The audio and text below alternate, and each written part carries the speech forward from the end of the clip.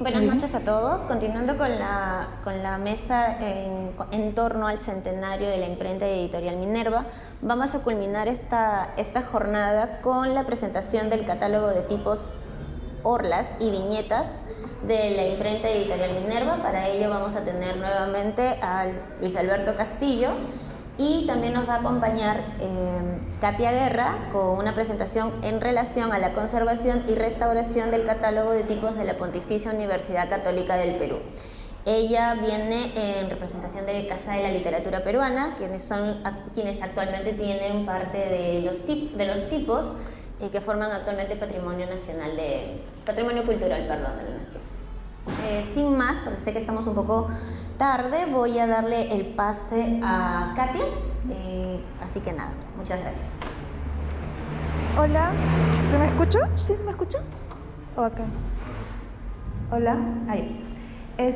Bueno, ¿qué tal? Les voy a compartir un poco del trabajo que se ha hecho a este catálogo que resguarda la Universidad Católica del Perú.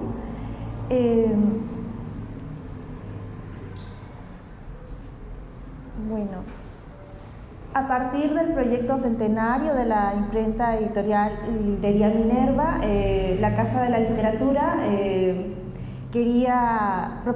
propuso a la Universidad Católica del Perú poder realizar la conservación y restauración de este documento con la finalidad de digitalizar el documento, ayudar a su preservación y también que ellos tengan un archivo digital de este documento, ¿no? Entonces tenían esos tres objetivos.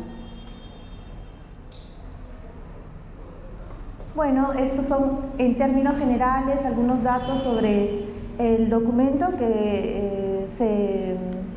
sobre el catálogo, algunas características materiales.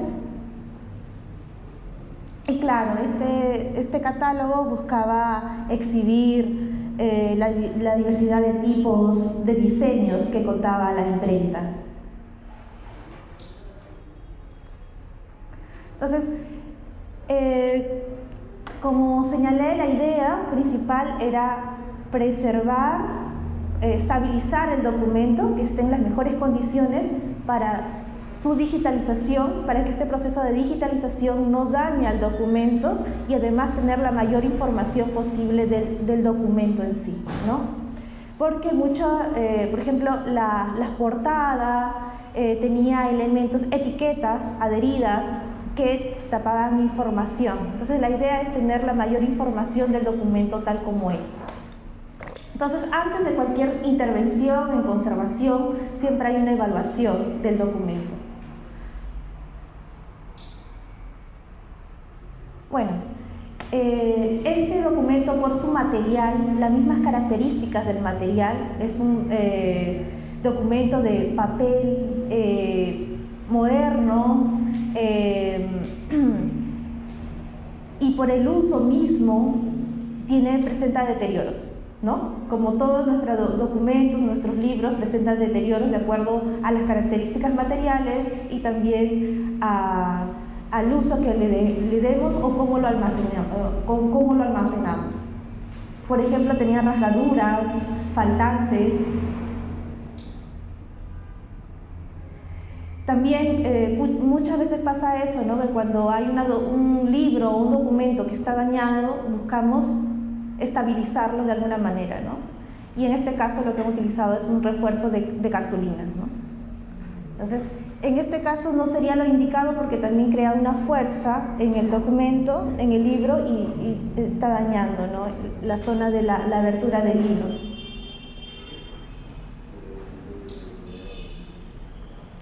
Encontramos también las etiquetas, ¿no?, de identificación en el libro. También encontramos varios daños en la zona de la unión de las tapas con los cuadernillos, muy propio del uso del documento en sí.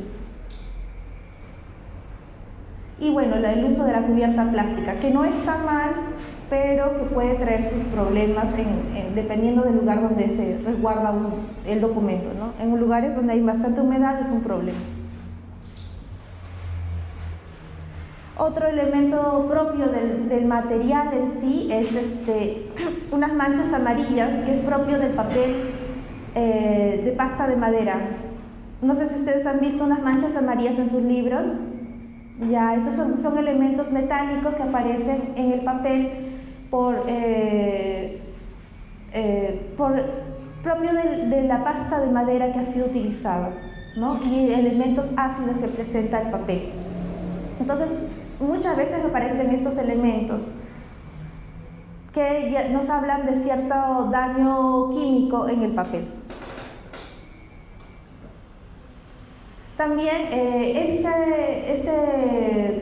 documento, catálogo, en un momento se observó que tenía como ha sido engrampado, en un momento ha sido engrampado y en otro momento, parece que en sus inicios, ha sido unido nada más como cuadernillos, ¿no? Primero ha estado unido como cuadernillos y luego lo que han hecho, cuando se ha perdido la unión, es engramparlo. Entonces hay zonas que no eran visibles. Y bueno, las grapas habían causado faltantes en el papel.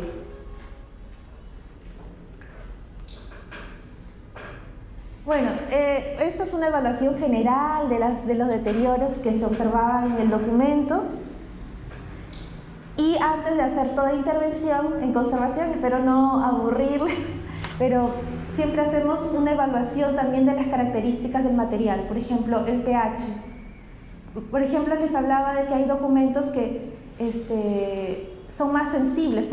No sé si ustedes han tocado papeles que tocas y se rompen fácilmente, ¿no? Es cuando el papel, generalmente hay un exceso de acidez en el papel. Hay mucha acidez en el papel. Entonces, para eso se hace una evaluación del pH. En este caso, se hizo una evaluación del pH con tiras indicadoras.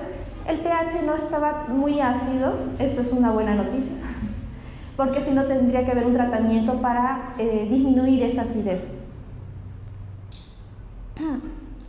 Se hizo una evaluación general, como les indiqué, una evaluación visual.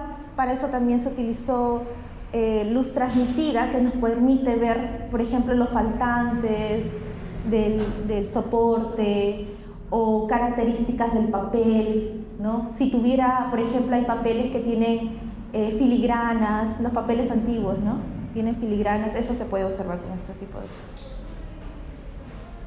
También se hizo una evaluación de qué tipo de fibra de papel se utilizó. Una evaluación microscópica visual del tipo de fibra que se utilizó. Para eso se extrajo una pequeña muestra de papel y se revisó con un microscopio UV. Y a través de la morfología podemos ver que por las características es un papel de pasta de madera, ¿no? Que es lo más común para este tipo de documentos o libros. A partir de la evaluación, los exámenes realizados, se propone ya el tratamiento, ¿no?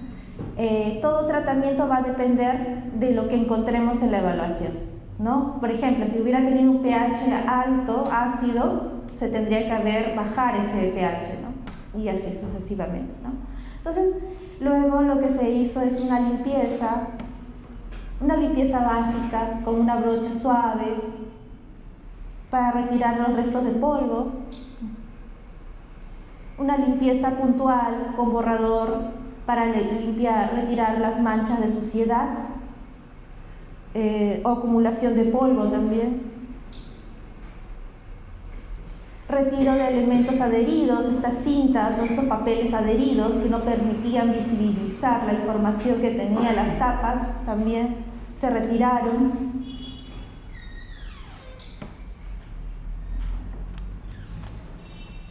Aquí también se está procediendo a retirar. Y para eso se utilizan diferentes herramientas.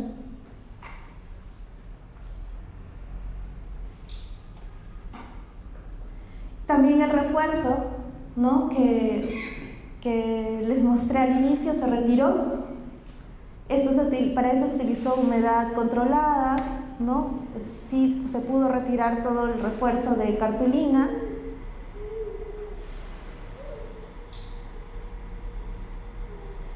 Y luego del proceso de retiro se hizo refuerzos alisados de las zonas con dobleces, refuerzos también, las zonas débiles se reforzaron con otro tipo de papel, con papel japonés. Los faltantes, las zonas con faltantes o agujeros, se agregaron injertos con papel japonés.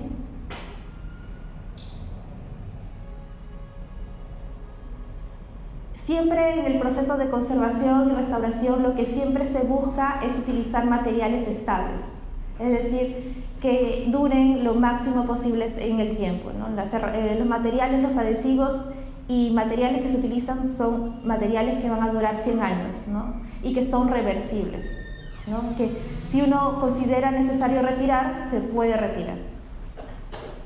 Ese es uno de los principios en la conservación.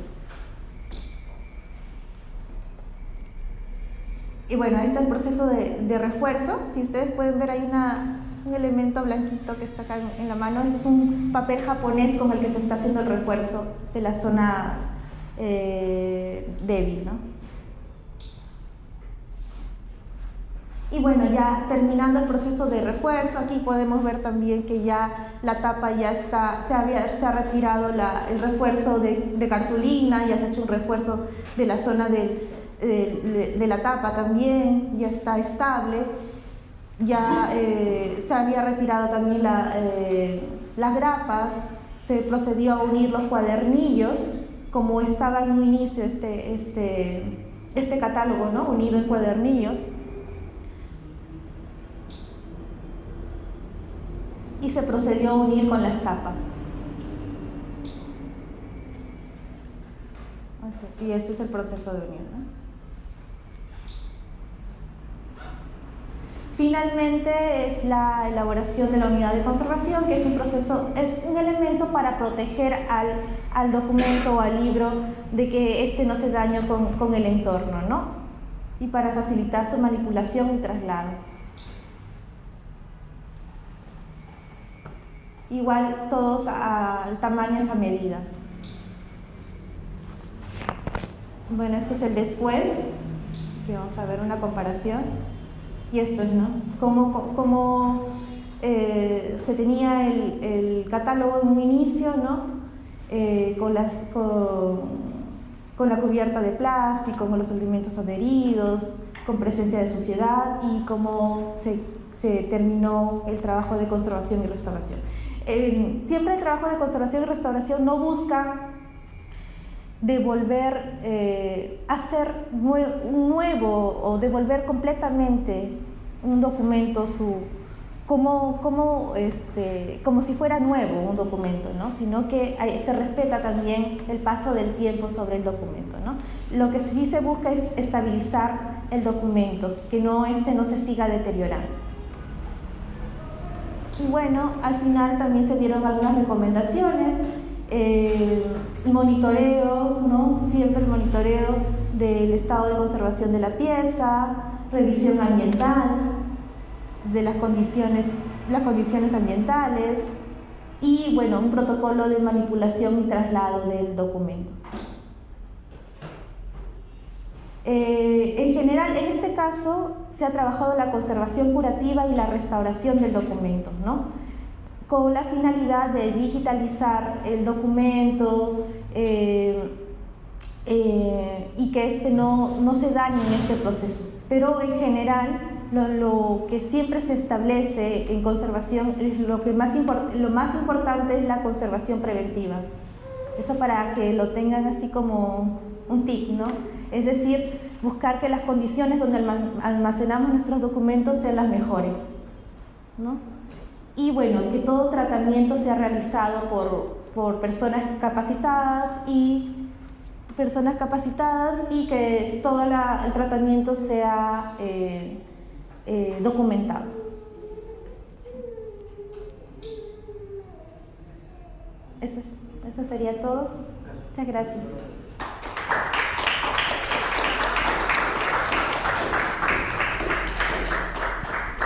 Gracias, Katia. La verdad ha estado súper interesante, de verdad. Yo sí tengo preguntas al finalizar, pero vamos a proseguir con Luis Alberto Castillo, quien nos va a presentar el día de hoy también el catálogo de tipos, orlas y viñetas de la imprenta editorial Minerva, que fue editado en una edición facsímil por La Balanza Taller. ¿Qué tal? ¿Cómo están? Buenas noches. Bueno, gracias por la presentación anterior. Ha sido un placer ver ese proceso al que ha sido sometido el documento, un documento que conozco desde 2013, 2014, un documento al que debo haber contribuido a que se deteriore porque lo digitalicé en su momento, con toda la precariedad. De hecho, a diferencia, ¿no?, de la Casa de la Literatura, era muy difícil en un momento poder acceder a poder llevártelo siquiera a digitalizar, ¿no? Y era como que, por favor, para escanearlo, y lo debo haber escaneado en el 2014, lo debo haber escaneado en el 2018, en el 2019, porque cada vez, digamos, me faltaba una hoja, por eso de hacerlo rápido. Y ahora para esta última digitalización, antes de empezar el proceso de la publicación, tuve que empezar a reunir todo lo que había escaneado a lo largo del tiempo. Y bueno, mi proceso ha sido distinto, ¿no? Ha sido un proceso de encontrar el documento, digitalizarlo, bueno, buscar también primero cómo llega ese documento ahí, gracias al archivo Mariátegui con la hoja de suscriptores, donde aparece Arturo Sabroso Montoya como suscriptor, pero no como suscriptor individual, sino como suscriptor del Sindicato Textil de Santa Catalina. Luego, investigando los vínculos entre Santa Catalina y Minerva, encontré que en Minerva sacaron folletos de su caja mutual, de su caja de ahorro mutual, que se publicó incluso un cancionero revolucionario, editado al parecer por el mismo Sabroso. Entonces, me di cuenta, pues, ¿no?, que Sabroso era un cliente destacado de Minerva, y como cliente destacado le deben haber hecho llegar en algún momento su catálogo, y lo conservó como conserva gran cantidad de material sobre la vida y las publicaciones obreras, que son de verdad bastante importantes. Ha cumplido 50 años esa colección, y es necesario revisarla no solo al nivel de este catálogo, sino a las distintas cosas que conservó sobre la memoria de la organización sindical en el país. Y bueno, mi proceso, ya que digamos, estamos dialogando con la restauración, se han movido acá muchas cosas por allá. Bueno, está un poco la luz o el brillo alto, creo, pero la portada que nosotros hemos publicado, ¿no es cierto?, es esta. Hubo que hacer un trabajo de reconstrucción de todo lo que se había perdido, pero esa reconstrucción se ha hecho a mano, en realidad.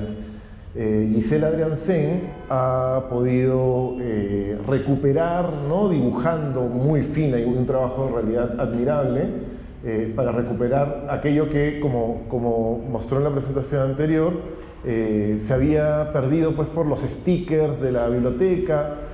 De hecho, recuerdo haber visto el catálogo sin esta cosa verde que era como el refuerzo del lomo, y encontrarlo con el refuerzo del lomo fue muy triste, porque el refuerzo hacía que se rompa más, y cada vez más y más. Entonces, bueno, hubo que restaurarlo a mano, obviamente desde la lógica digital, para poder hacer esta edición facsimilar que justamente está enfocada en presentar este catálogo primero como uno de los objetos tipográficos más importantes, creo yo, del siglo XX peruano, pero también como un patrimonio de la cultura impresa en el Perú. Y estos catálogos, que en realidad son verdaderos artefactos, creo yo, de la cultura impresa, y que son de alguna u otra manera también una memoria de la coyuntura a partir de las representaciones tipográficas, tiene un antecedente, seguramente tiene miles más, pero que he podido encontrar, que es de la imprenta La Equitativa. La imprenta Equitativa de Clorinda Mato de Turner, que es una imprenta que ella funda con su hermano, y en la que daba empleo únicamente a mujeres, bajo la lógica de que después de la guerra con Chile habían quedado muchas mujeres desamparadas o muchas mujeres viudas. Entonces crea este espacio de producción en 1892 para que trabajen mujeres, y tienen 5 años de producción ininterrumpida, donde sacan diarios, sacan revistas, y debido a su filiación cacerista, terminan en la revolución, civil, terminan siendo atacadas, y las máquinas inutilizadas y los tipos, como ella misma cuenta, los regaron por la calle, ¿no? Y tiene una memoria muy bonita, Clorinda, muy dramática en realidad, donde cuenta cómo fue ese proceso en el que les quitaron el único sustento para ganarse el pan de manera honesta, como ella decía. Y bajo esa lógica también del vínculo entre los intelectuales y los trabajadores, y en este caso las intelectuales mujeres y las trabajadoras en busca de un horizonte revolucionario. Clorinda es pionera, luego le seguirá González Prada, y Mariátegui hará una síntesis de esas relaciones. Entonces vemos acá, por ejemplo, este catálogo que, como les decía, es de 1892, y que tiene pues la presencia de Tacna y Arica, ¿no? Que es una presencia muy peculiar justo después de la guerra con Chile. Y en el caso de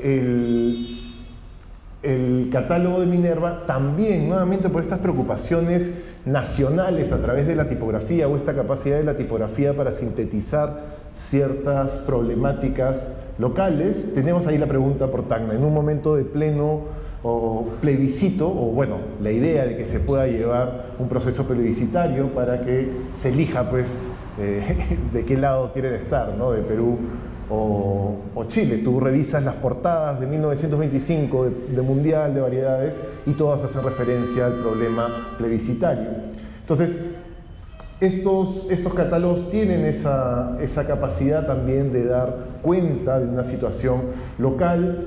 En la mesa anterior también mencionaba cómo dan cuenta de un ideario, de una práctica de la propia imprenta Minerva, ¿no? Se plantean principios éticos, se plantea toda la variedad de servicios, incluso hasta la moral de sus trabajadores, ¿no? Que trabajan con esmero, etc. Y tiene pues este aire, a mí me parece hasta cierto punto, ¿no? un aire vanguardista y de manifiesto, ¿no? Entonces, al publicar este catálogo, que nuestro proceso igual fue, como les contaba, digital, desde una situación de mucho más precariedad, ¿no? de una editorial independiente, de tratar de recuperar el documento, y no simplemente hacer un facsímil que reproduzca el objeto que queda, sino tratar de remontar un poco el tiempo, y que el objeto pueda apreciarse en las características que pudo haber tenido en algún momento, aunque no pude imprimirlo evidentemente con ni tipos móviles ni clichés. Se hizo el intento de imprimirlo en clichés y habían detalles que eran imposibles de recuperar, pero sí tuvimos un gesto en la tapa, que es la imprenta Minerva. Acá solo eso está impreso con clichés en tipografía, lo cual de alguna manera también queríamos trasladar esa sensibilidad.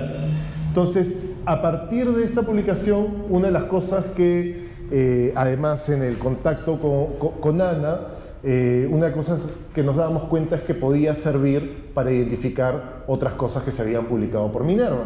Entonces empezamos una campaña de búsqueda, pero antes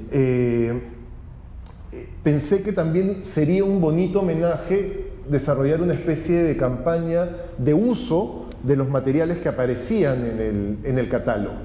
Entonces lo que hice fue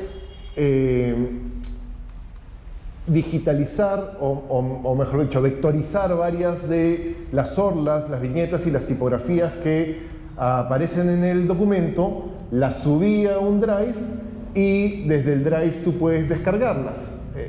Así quedaba cada una, y tú podías descargar estas orlas y utilizarlas en tus propios proyectos, como una manera de homenaje, ¿no? Esa es la potencia de las matrices tipográficas, ¿no es cierto?, que son muy generosas, reproducibles, etc. Y en esa liberación de usos se encontraron, o bueno, he encontrado este tipo de cosas, ¿no? Que esa es una editorial chilena, Usmei, que utiliza buena parte de las orlas que había subido y hace ese afiche de la publicación sobre el amor de Lenin, que es un título que ha lanzado recién la editorial. Y vean, ahí está todo el despliegue de la estética de Minerva de alguna otra forma sintetizada. Después lo mismo con el afiche que utilizó el Fondo Cultura para su edición no facsimilar. Han habido 2 ediciones este año, una facsimilar y una más bien comercial, por decirlo de alguna manera, Sí. que utilizaron pues ahí también todas las orlas, todo el marco, incluso las letras usadas en la parte de abajo, ¿no? Están hechas a partir del catálogo. Después esta editorial AV también, que utiliza las orlas. Una compañera que tiene ese proyecto Dos Ositos, que hizo stickers con las letritas y empezó a, bueno, me regaló algunos. De hecho, después le pedí también que haga algunos, porque era un bonito detalle para acompañar algunas publicaciones. Y bueno, ese es el catálogo. De ahí hay una publicación bibliográfica de la Red Literaria Peruana, que también utiliza los detalles del catálogo. En fin, distintos elementos. Y luego es que empezamos con Ana esta campaña. Habían 43 libros en este listado clásico, y yo siempre me topaba con que Panoramas de Antenor Orrego publicado por Minerva, pero ¿dónde está ese libro? Y lo buscaba, o sobre el campesino de Lenin, y lo buscaba, no textos, digamos, atractivos. Y en la conversación con Ana empezamos a pensar, bueno, de repente no se publicaron nunca y eran parte de las estrategias iniciales o ya intermedias de José Carlos para posicionar la editorial a nivel nacional, ¿no? Porque decir que, o sea, formas una editorial y decir que van a publicar los más importantes intelectuales del norte, los más importantes intelectuales del sur, o en este caso de Cusco, porque ya se anunciaba también no Tempestad en los Andes, sino otro libro de Valcárcel. Entonces es una estrategia evidentemente publicitaria para hacer que la editorial también se posicione en el ámbito de lo nacional y no solamente local limeño. Entonces, a partir de eso me di cuenta pues que el catálogo era una gran herramienta de búsqueda, ¿no? Y ahí, por ejemplo, en la página de la izquierda del catálogo y la derecha es el cancionero revolucionario que justamente les comenté, ¿no? Es la misma orla que se utiliza, que es una musa, ¿no es cierto? Tiene una especie de arpa delante, que lo utilizan tanto, o bueno, que aparece tanto en el catálogo y utilizado por Sabroso, que sin duda debe haber visto, pues, ¿no? En el catálogo y haber dicho: esa musa es la que debe adornar nuestro cancionero. Después, una de las cosas interesantes es encontrar que ahí, vean, una tipografía que podríamos vincular siempre al ámbito vanguardista, que está presente en las revistas que salen de Amauta, de pronto en un texto que tiene que ver con artículos, ¿no?, sobre el divorcio, o ahí está, bueno, las orlas a la derecha, o cuestiones más bien comerciales, ¿no? Lo interesante de Minerva es que no se guarda estas cosas, o no es que sea exclusivamente su trabajo, o que pertenezca exclusivamente su trabajo al mundo del libro, vamos a decir, revolucionario o vanguardista, sino que todo esto está al servicio del ámbito comercial, ¿no? De ahí que sea tan importante que las transformaciones que introduce Amauta a través de la maquinaria que traen de Italia tenga un alcance en las subjetividades, pues, no solo de los intelectuales, sino escolares que se encontraban con un libro de texto impreso con estas tipografías, en general el proletariado enfrentado, ¿no?, a un folleto que tenía que ver con su caja de ahorros, pero que utilizaba estas mismas tipografías que muchos podríamos haber identificado únicamente como parte de la vanguardia, ¿no? ahí también, ¿no? Tiene el catálogo, la de la derecha es una página del catálogo, ¿no? Donde te presenta ese alfabeto, y en la izquierda encontramos ese gesto que aparece mucho en la segunda etapa de Amauta, por ejemplo. En fin, ese es entonces el catálogo. Nosotros también hicimos algunas adaptaciones, utilizamos los elementos para hacer esta especie de... bueno, hicimos varios separadores utilizando los elementos. Aparte incluíamos en la publicación un facsímil de la factura por la compra de la máquina, ¿no? Que es una factura aparte bastante elocuente sobre lo que se puede hacer con la máquina. Viendo las medidas de la máquina y las medidas de la luz de impresión, te das cuenta por qué Amauta tiene el tamaño que tiene, por qué Labor tiene el tamaño que tiene, ¿no? Que son las condiciones que imponía el formato y la manera de aprovechar al máximo el papel, la manera de aprovechar los materiales. Y también, bueno, la publicación que viene en ese sobrecito trae este tríptico, hecho también utilizando los elementos del catálogo donde hay un texto curatorial, digamos, de mi parte. Ahí hay, bueno, más ejemplos, son miles los ejemplos. Incluso el primer logo de Minerva, si es que se puede hablar de logo en ese sentido, me parece que sería esta abstracción, vamos a decir, que hacen, utilizar la letra M del catálogo y con eso componer, ¿no? Lo que por mucho tiempo fue parte de sus papeles membretados, ¿no? Que debe ser algo que deben haber impreso en grandes cantidades al inicio, y luego ya es que aparece este primer logo, que es una Minerva muy clásica, lejana a la inspiración más bien vanguardista, aunque ya Minerva de por sí, en un momento en que el Perú empezaba a reconectarse políticamente o desde las altas esferas con la Iglesia, Minerva siempre aparecía como una diosa secular, cosmopolita, y puede haber también habido algún vínculo por ahí. De hecho, en Gramsci la Minerva tiene un papel también importante. Y luego se salta pues a este logo más bien de inspiración vanguardista, donde se simplifican algunas de las líneas, ¿no? Y no sé si esto funciona. No, creo que está como imagen nomás. Pero bueno, se me fue.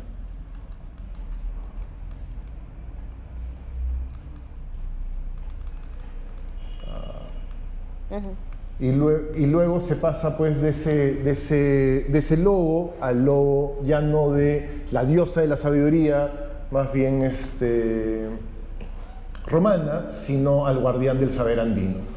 El catálogo entonces ha servido como una herramienta que nos sirve para pensar nuevamente en cuáles eran las condiciones de la gráfica local en ese momento, que sirve para pensar también el papel que tiene la tipografía más allá de su uso estrictamente material en los libros, sino también que puede servir para expresar cuestiones más complejas relacionadas a la identidad, relacionadas a la nación, porque lo que va a ocurrir con Mariátegui es que toda esta cuestión vinculada a los tipos móviles italianos es una primera parte de Minerva, y luego más bien empieza a haber un salto en el que hace una síntesis entre estas cuestiones más bien de la industria italiana con la xilografía local, con la cultura campesina, y Minerva es el encuentro, digamos, paradigmático en esas relaciones entre una cuestión global de la impresión y una cuestión campesina local. Lo interesante es que Mariátegui haya hecho todos los esfuerzos por construir a partir de esas dos vertientes una síntesis que es la base no solo del pensamiento político revolucionario y socialista local, sino también de una nueva sensibilidad latinoamericana. Entonces, el catálogo sigue siendo una herramienta que nos sirve a Ana, como le comentaba Ana, así como el catálogo es una herramienta muy fuerte. También el archivo Mariátegui es una herramienta súper poderosa y lo noto cada vez que Ana, así como yo le muestro cosas del catálogo para identificar, ella me habla de las cartas para identificar, ¿no? Entonces hay distintos elementos, distintos archivos que se nos presentan como materiales para conocer la gráfica de la época y que creo que es un tipo de estudio que todavía está, digamos, por completarse, ¿no? Que está en pleno crecimiento. Gracias.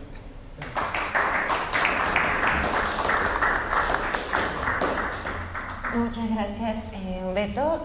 No sé si hay preguntas del público. ¿No? ¿Todo bien? ¿Qué?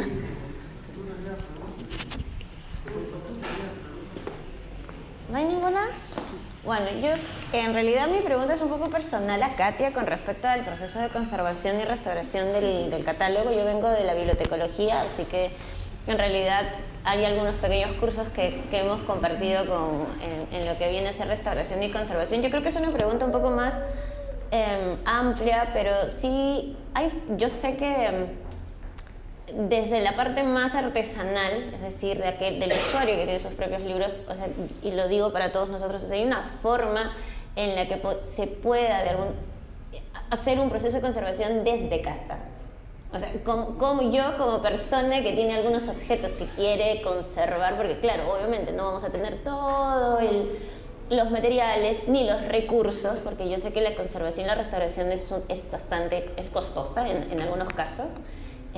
Entonces, por ahí, esa no era mi pregunta era personal, discúlpenme.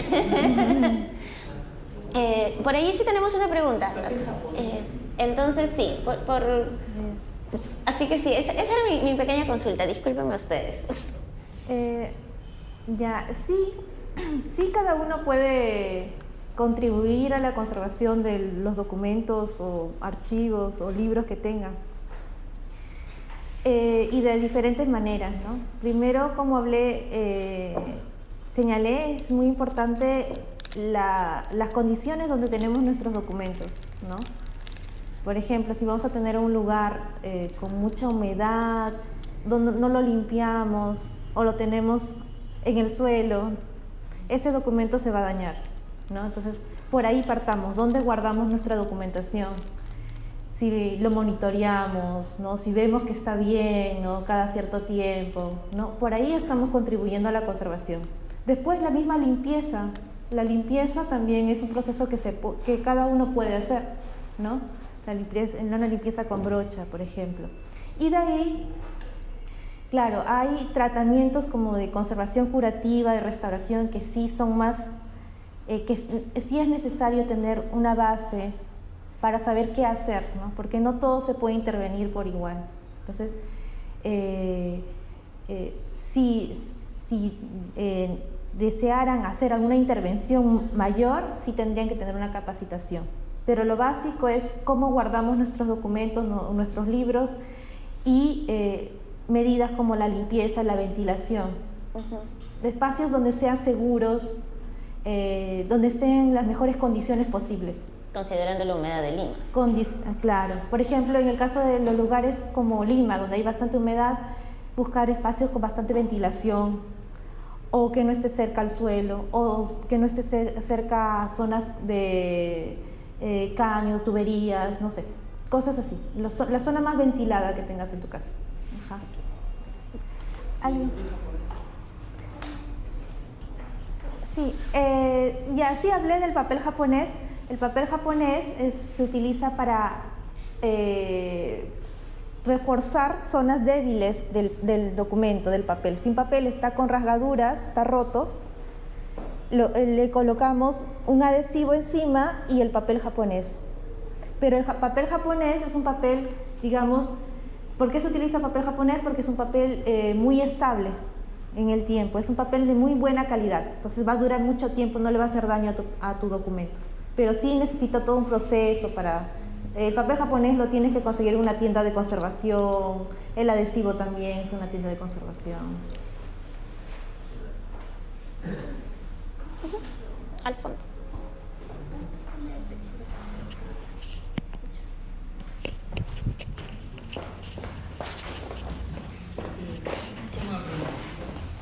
Gracias. para Katia. Katia, tengo una inquietud que tiene que ver con, una vez que tú haces el trabajo de restauración, hay una hoja de ruta para que en 50 o 100 años más alguien sepa efectivamente lo que tú seguiste o cierto parámetro que tú has seguido.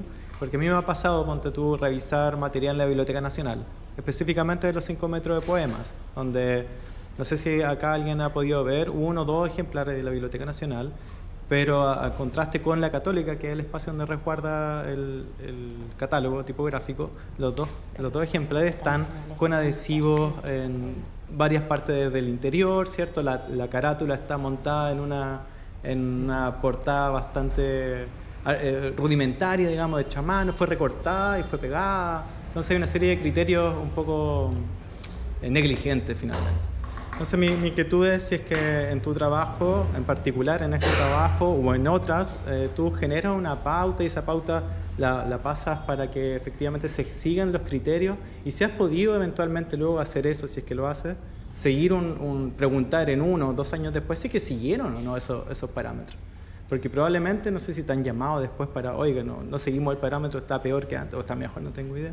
¿Me puede volver a hacer el trabajo de restauración? Es una inquietud.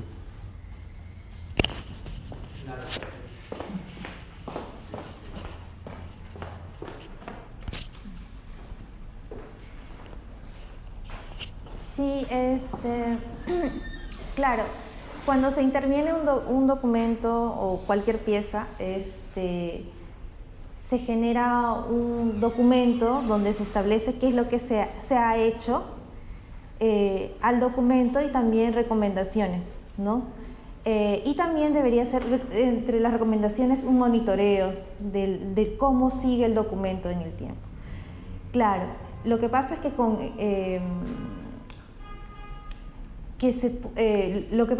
con el tiempo esos parámetros a veces no se toman en cuenta, ¿no? A veces pasa eso, que esa documentación queda relegada, ¿no? Entonces también ese es un problema, ¿no? Que tanto la información de la intervención como este trabajo de monitoreo se siga en el tiempo. Y muchas veces también los tratamientos que ha habido antes, ¿no?